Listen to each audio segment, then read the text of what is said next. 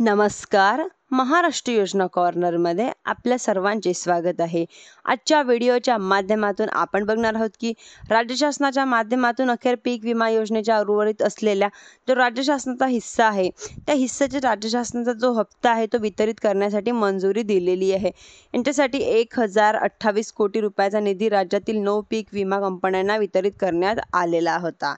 या संदर्भातील GR म्हणजेच की 9 जुलै 2025 रोजी निर्गमित करण्यात आलेला आहे, ज्याच्या माध्यमातून राज्यातील पीक विमा कंपन्यांना राबवली असताना समावेशक अर्थात 1 रुपया पीक विमा योजना राबवली जात असताना त्या 9 कंपन्यांच्या माध्यमातून ही पीक विमा योजना राबवली त्या 9 कंपन्यांना वितरित करण्यासाठी मंजुरी दिलेली आहे. म्हणजेच की 1028 कोटीमधून 132 कोटी रुपये ऑलरेडी पीक विमा कंपन्यांना शासनाकडून परत येणं बाकी होतं आणि याच्याच मधील म्हणजेच की 132 कोटी रुपये वरती करून 896 कोटी रुपयाची रक्कम ही राज्यातील 9 पीक विमा कंपन्यांना देण्यासाठी मंजुरी देण्यात आलेली आहे.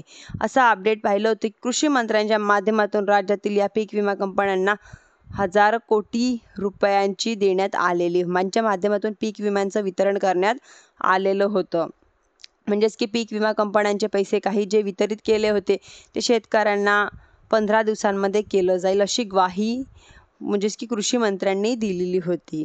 बऱ्याच साऱ्या जिल्ह्यांमध्ये एलवेजचा त्याचबरोबर पोस्ट हार्वेस्टचा जो काही पीक विमा आहे त्याचं कॅल्क्युलेशन दाखवण्यास सुरुवात झालेली आहे. शेतकऱ्यांचं हे कॅल्क्युलेशन दाखवलं असतं. शेतकऱ्यांना कॅल्क्युलेशनची रक्कम दाखवली जात आहे. खात्यांमध्ये पीक विमाचं वितरण केलं जाणार आहे.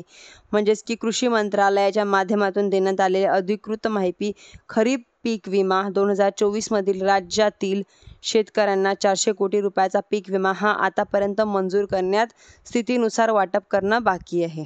म्हणजेच की आता शेतकऱ्यांना खात्यांमध्ये 15 दिवसांमध्ये या जुलै महिन्यामध्येच पूर्णपणे पीक विम्याचं वितरण केलं जाणार आहे. म्हणजे की साधारणपणे आता पीक विमा निधी आल्यानंतर आता पीक विमा मंजूर असल्यानंतर तत्काळ पीक विम्याची रक्कम शेतकऱ्यांच्या खात्यांवरतीही क्रेडिट केली जाते. त्यामुळे या भागांमध्ये पोस्ट हार्वेस्ट जसं की आपण सोलापूरचं उदाहरण घेतलं की ते सोलापूरमध्ये 278.81 कोटी रुपयाचा पीक विमा हा मंजूर करण्यात आलेला होता, ज्यांच्यापैकी 160 कोटी रुपयाचं वितरण हे जवळपास 80 कोटी रुपयाचं हे शेतकऱ्यांना वाटप करणं बाकी होतं.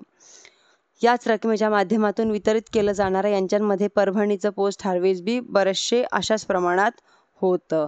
म्हणजेच की आता शेतकऱ्यांना 15 दिवसांमध्ये त्यांचा पीक विमा मिळणार आहे. धन्यवाद.